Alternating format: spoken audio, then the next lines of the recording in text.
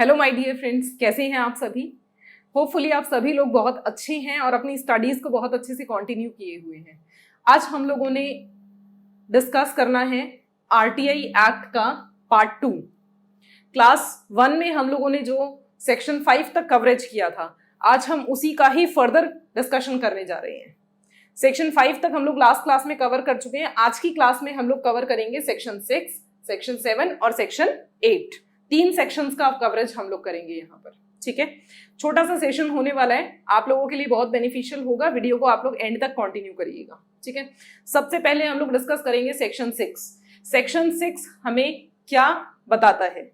RTI act का section 6 कहता है रिक्वेस्ट फॉर इंफॉर्मेशन। कोई भी Indian citizen public information officer से इंफॉर्मेशन सीक कर सकता है, राइट? ये हम लोगों ने लास्ट क्लास में डिस्कस किया था। लेकिन यहां पर मेथड क्या होगा? किस मेथड के थ्रू एक इंडियन सिटीजन या एक पर्सन पब्लिक इंफॉर्मेशन ऑफिसर से इंफॉर्मेशन लेने जाएगा? यहां एक पर्सन है, for example Ram public information officer के पास जा रहे हैं और कह रहे हैं कि ऑफिसर साहब मुझे ये इंफॉर्मेशन चाहिए। कोई भी इंफॉर्मेशन हो सकती है, किसी भी चीज से रिलेटेड। राम ने कहा मुझे इस चीज से रिलेटेड इंफॉर्मेशन चाहिए। पब्लिक इंफॉर्मेशन ऑफिसर ऐसे ही डिटेल तो नहीं बता देंगे, कोई मेथड तो होगा ना, कोई मैनर होगा, कोई तरीका होगा। तो राम को यहां पर क्या करना होगा? यहां पर राम को रिक्वेस्ट करना होगा पब्लिक इंफॉर्मेशन ऑफिसर से इंफॉर्मेशन ऑब्टेन करने के लिए, सीक करने के लिए, right? So request for information यही सेक्शन है। यहां देखिए, एक छोटा सा चार्ट मैं आप लोगों के लिए बना रही हूं। पर्सन को आप इंडियन सिटीजन भी लिख सकते हैं अपनी अंडरस्टैंडिंग के लिए, जो कि हम लोग लास्ट क्लास में डिस्कस किया था हम लोगों ने। पर्सन पब्लिक इंफॉर्मेशन ऑफिसर से इंफॉर्मेशन सीक कर सकते हैं। आप मेरे साथ नोट करते रहिएगा, ठीक है? पब्लिक इंफॉर्मेशन ऑफिसर से इंफॉर्मेशन सीक कर सकते हैं। लेकिन मैंने आपको कहा ना, एक मैनर होता है, हर एक चीज का एक तरीका होता है। तो यहां पर जब इंफॉर्मेशन लेने जा रहे हैं पीआईओ के पास, तो पीआईओ ने बोला भाई मुझे कुछ दो, तो मैं कैसे तुम्हें इंफॉर्मेशन दे दूं? यहां पर्सन ने बोला अच्छा रुको, मैं भूल गया हूं, मैं आपके लिए पर्टिकुलर्स दे देता हूं कि मुझे क्या डिटेल चाहिए, मुझे किस मैटर से रिलेटेड इंफॉर्मेशन चाहिए, कौन सा ऐसा मैटर है जिसकी इंफॉर्मेशन मैं आपसे लेना चाहता हूं। पर्टिकुलर्स यानी कि उसी मैटर से रिलेटेड डिटेल्स वो दे देगा कि मुझे इस मैटर से रिलेटेड डिटेल चाहिए। पर्टिकुलर्स का मतलब यहां पर ये है, राइट? साथ ही साथ जो रिक्विजिट फी है, जब भी आप गवर्नमेंट के पास जाते हैं कोई इंफॉर्मेशन ऑब्टेन करने, पीआईओ के पास आप जा रहे हैं कोई इंफॉर्मेशन ऑब्टेन करने, तो वहां एक बहुत नॉमिनल सी फी लगती है, रिक्विजिट फी। वो कुछ भी हो सकती है, कितने भी अमाउंट की, 250 होती है समटाइम्स 500 रुपीज होती है। मैं एग्जाम्पल के लिए बता रही हूँ, एग्जैक्ट नहीं बता रही आपको, वो इंफॉर्मेशन पे डिपेंड करता है, ठीक है? सो यहां पर पार्टिकुलर्स के साथ रिक्विजिट फी जाएगी। मैं यहां सिर्फ फी लिख रही हूं, आप लिखिएगा रिक्विजिट फी। डन? एंड इसी के साथ एक एप्लीकेशन देना होगा, एप्लीकेशन कि पीआईओ साहब मैं आपसे ये इंफॉर्मेशन ऑब्टेन करना चाहता हूं अंडर आरटीआई एक्ट, तो आप प्लीज मुझे ये इंफॉर्मेशन दे दीजिए। एप्लीकेशन के अंदर ये बातें लिखी होंगी। अब आप कहेंगे कि मैडम कोई भी स्टेट हो सकता है, एप्लीकेशन किस लैंग्वेज के अंदर में पर्सन देगा? मान लीजिए अगर गुजरात का पर्सन हुआ तो वो आरटीआई लगाएगा, उसको मान लीजिए हिंदी इंग्लिश लैंग्वेज आती ही नहीं है, तो गुजराती लैंग्वेज में दो। प्रॉब्लम क्या है उसमें? लॉ ने ये स्पेसिफाई कर दिया है कि भाई एप्लीकेशन जो है ना, एप्लीकेशन दी जा सकती है, एप्लीकेशन यहां पर दी जा सकती है हिंदी, इंग्लिश या फिर वर्नैकुलर लैंग्वेज में। वर्नैकुलर लैंग्वेज, यहां मैं शॉर्ट फॉर्म लिख रही हूं, हिंदी, इंग्लिश या वर्नैकुलर लैंग्वेज। कोई भी पर्सन अगर पीआईओ से इंफॉर्मेशन ऑब्टेन करना चाहता है तो वो एप्लीकेशन जब लगाएगा तो एप्लीकेशन को वो हिंदी लैंग्वेज में दे सकता है, इंग्लिश लैंग्वेज में दे सकता है, या फिर वर्नैकुलर लैंग्वेज यानी कि लोकल लैंग्वेज जो भी उस एरिया की है, उस लोकल लैंग्वेज के अंदर में एप्लीकेशन दे सकता है। बात समझ आ गई? जैसे कि मैंने आपको गुजरात का एग्जाम्पल दिया, ठीक है? तो इसी तरीके से कोई भी स्टेट, पंजाब है, पंजाबी लैंग्वेज भी हो सकती है, लोकल लैंग्वेज है ना वहां की, तो लोकल लैंग्वेज के अंदर भी एप्लीकेशन दी जा सकती है। अच्छा, आप कहेंगे कि मैडम एप्लीकेशन कैसे दी जाएगी? आजकल तो टेक्नोलॉजी बहुत एडवांस हो गई है, तो मेथड अलग अलग आ गए हैं, किसके थ्रू हम एप्लीकेशन देंगे? देखो, एप्लीकेशन जो है ना, एप्लीकेशन रिटर्न में भी हो सकती है, रिटर्न में तो होगी ही होगी, क्योंकि एप्लीकेशन दे रहे हैं तो रिटर्न में तो होनी है ना।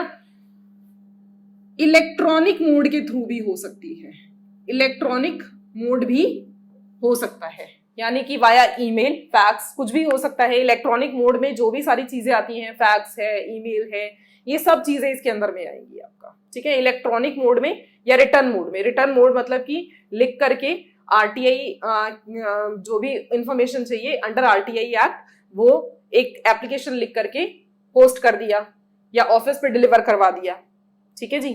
तो ये रिटर्न मोड में या इलेक्ट्रॉनिक मोड के अंदर भी दी जा सकती है। बात समझ आ गई है?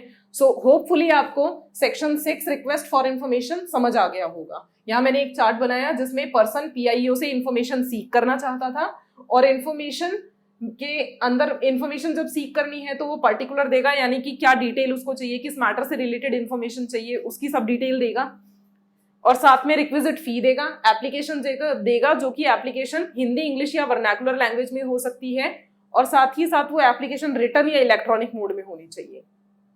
ओरल तो कोई एप्लीकेशन नहीं होती ना, ओरल एप्लीकेशन तो मेरे हिसाब से नहीं होती है, तो ओरल एप्लीकेशन यहाँ पर नहीं कंसिडर हो रही है, ठीक है जी। रिटर्न हो सकती है, लेकिन आप कहेंगे मैडम आपने बोला था लास्ट टाइम कि ओरली अगर कोई डिटेल जानना चाहता है तो उस केस में भी जो पीआईओ है या पब्लिक अथॉरिटी है, पब्लिक इंफॉर्मेशन ऑफिसर है, वो असिस्ट करेंगे। हाँ, असिस्ट करेंगे, रीजनेबल असिस्टेंस देंगे, लेकिन वहां पर पूरी डिटेल किस तरीके से दे पाएंगे जब तक कि एप्लीकेशन में सारी डिटेल, एप्लीकेशन में मैटर लिखा नहीं होगा कि हमें इससे रिलेटेड डिटेल चाहिए, ठीक है। बात समझ आती है? डन है। सो नेक्स्ट हमारे पास है सेक्शन 7। सेक्शन 6 आप लोगों को समझ आ गया है, बहुत इजी सा था। सेक्शन 7 देखो, रिक्वेस्ट पहले सेक्शन में क्या बताया, मतलब लॉ की ब्यूटी देखिए आप, कितना अच्छे तरीके से डिजाइन किया गया है, सब कुछ स्ट्रक्चर्ड है।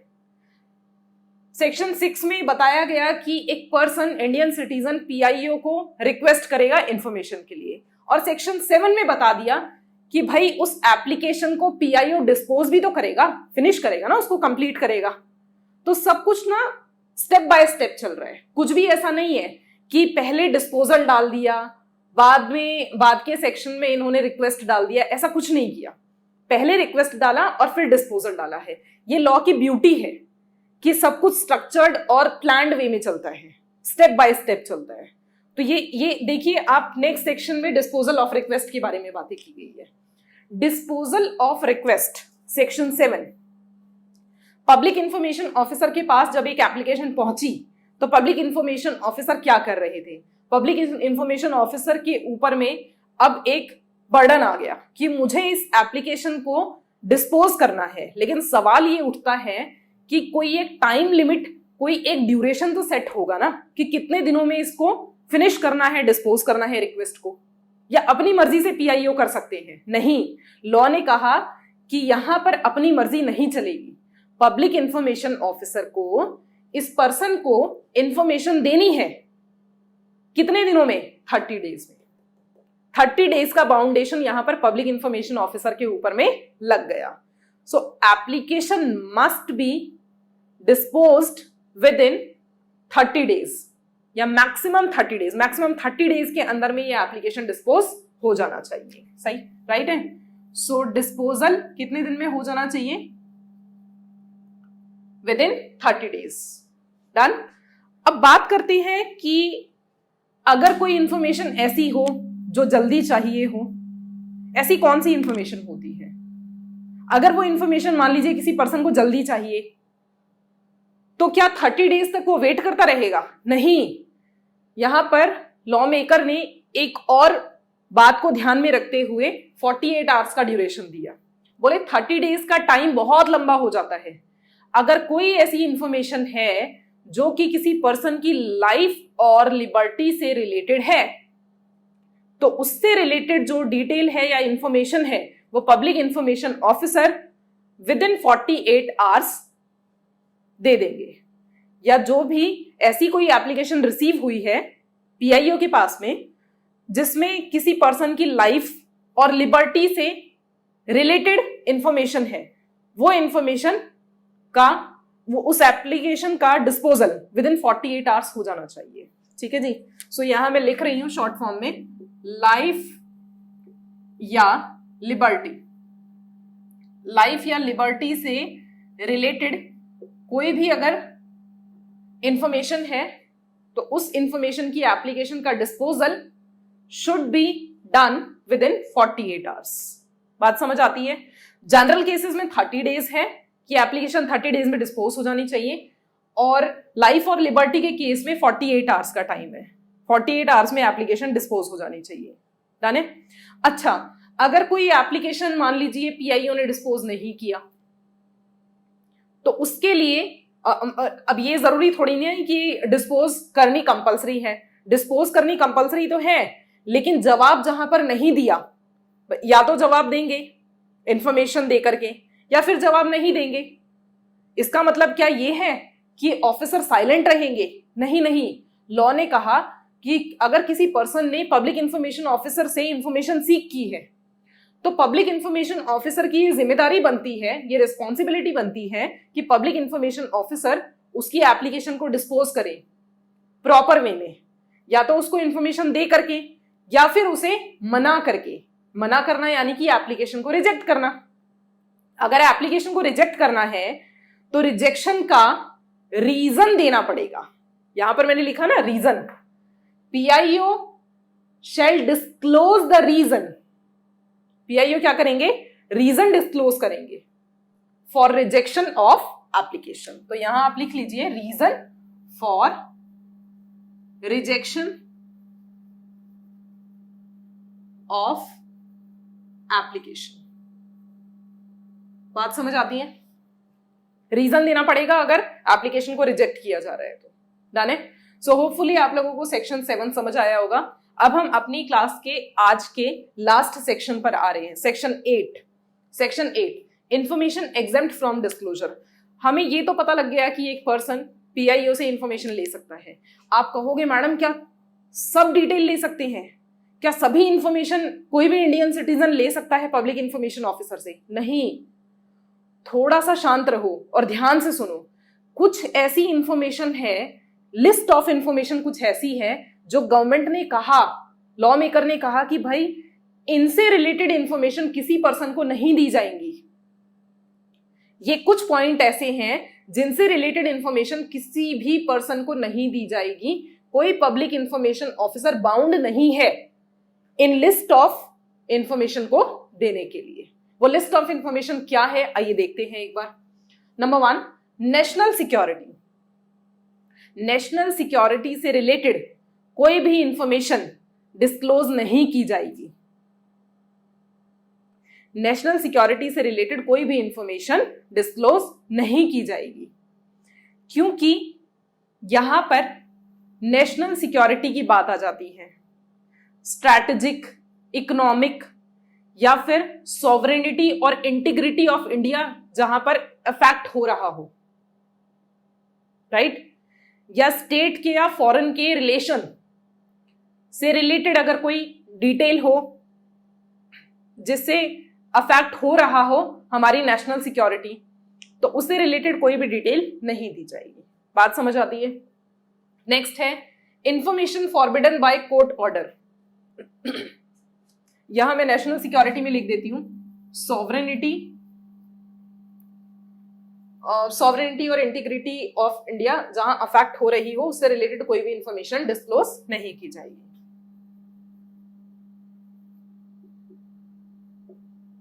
और integrity of India,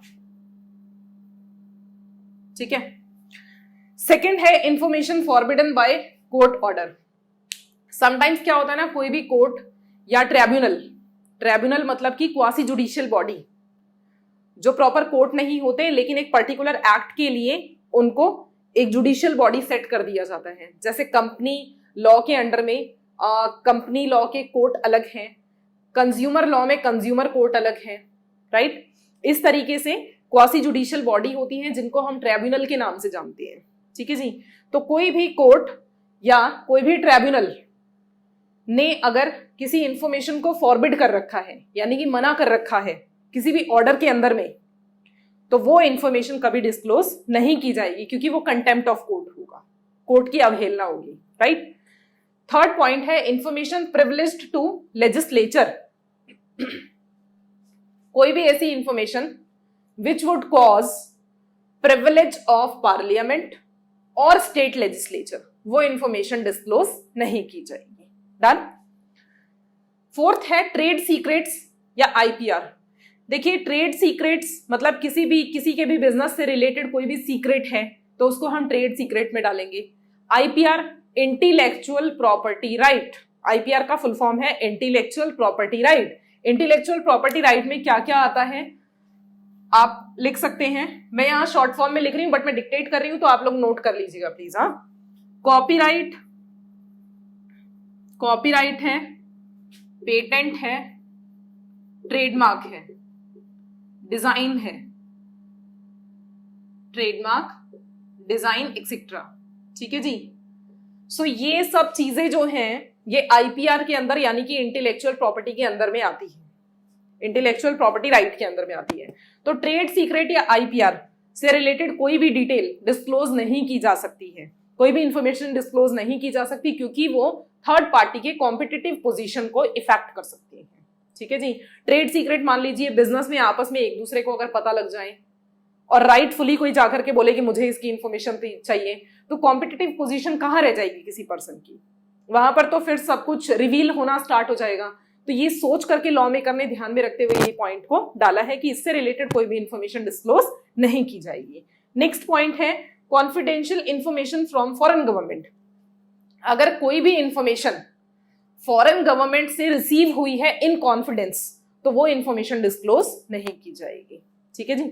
next point है इंफॉर्मेशन एंडेंजरिंग लाइफ और सेफ्टी ऑफ अ पर्सन। अगर कोई भी इंफॉर्मेशन ऐसी है जो कि किसी भी पर्सन के लाइफ और सेफ्टी को अफेक्ट कर सकती है तो वो इंफॉर्मेशन नहीं दी जाएगी। नेक्स्ट है इंफॉर्मेशन अफेक्टिंग एनी इन्वेस्टिगेशन और प्रोसिक्यूशन प्रोसीडिंग, यानी कि कोई भी इंफॉर्मेशन ऐसी जो किसी इन्वेस्टिगेशन को, जांच को या फिर प्रोसिक्यूशन प्रोसीडिंग, किसी कानूनी कार्यवाही को अफेक्ट करे, उस तरीके की इंफॉर्मेशन भी कोई पब्लिक इंफॉर्मेशन देने के लिए बाउंड, पब्लिक इंफॉर्मेशन ऑफिसर देने के लिए बाउंड नहीं है, ठीक है जी। अगर सोचिए ये पॉइंट नहीं डालते तो किसी का भी केस चल रहा होता, कानूनी कार्रवाई चल रही होती, हर कोई इंफॉर्मेशन लेना शुरू कर देता और ऐसे ही कोर्ट के जितनी भी बॉडीज हैं, जुडिशियल बॉडीज हैं, वो सब परेशान हो जाते हैं। इन्वेस्टिगेशन कंप्लीट नहीं होता, जुडिशियल प्रोसीडिंग कंप्लीट नहीं होती, प्रोसिक्यूशन प्रोसीडिंग्स कंप्लीट नहीं होती। तो ये सब पॉइंट लॉ मेकर ने बहुत ध्यान में रखते हुए डाले और ये बहुत वैलिड पॉइंट है, राइट। नेक्स्ट है cabinet papers. Cabinet papers which include, cabinet paper which include, cabinet paper से रिलेटेड इंफॉर्मेशन देने के लिए भी बाउंड नहीं है कोई पब्लिक इंफॉर्मेशन ऑफिसर। विच इंक्लूडिंग, तो कैबिनेट पेपर में इंक्लूडिंग करके क्या लिखा है यहां पर, including records of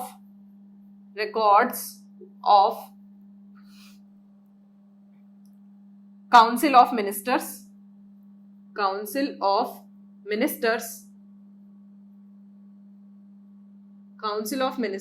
comma secretaries and other officers, ठीक है जी। लो जी, ये कैबिनेट पेपर का हमारा कवर हो गया है।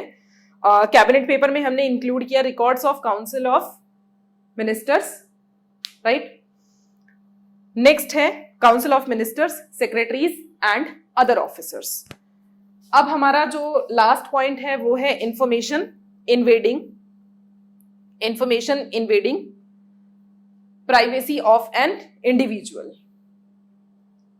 Information invading privacy of an individual, कोई भी ऐसी इंफॉर्मेशन जो इन्वेड करती है प्राइवेसी ऑफ एन इंडिविजुअल, यानी कि कोई भी ऐसी इंफॉर्मेशन जो इंडिविजुअल की प्राइवेसी से रिलेटेड है, जैसे कि बैंक डिटेल या कोई पर्सन कहां पर ठहरा है, क्या कर रहा है, ये एक इंडिविजुअल की प्राइवेसी को हार्म करता है, तो ऐसी इंफॉर्मेशन जो है वो नहीं दी जा सकती है किसी भी पब्लिक इंफॉर्मेशन ऑफिसर के थ्रू। ठीक है जी। सो यहाँ पर हमने सभी पॉइंट्स कवर कर लिए हैं। कैबिनेट पेपर में हमने देख लिया है, कैबिनेट पेपर में इंक्लूड किया है records of deliberation of council of ministers, records of deliberation of councils of ministers, secretaries and other officers. ठीक है जी। यहाँ आप डेलिब्रेशन ऐड कर लीजिएगा,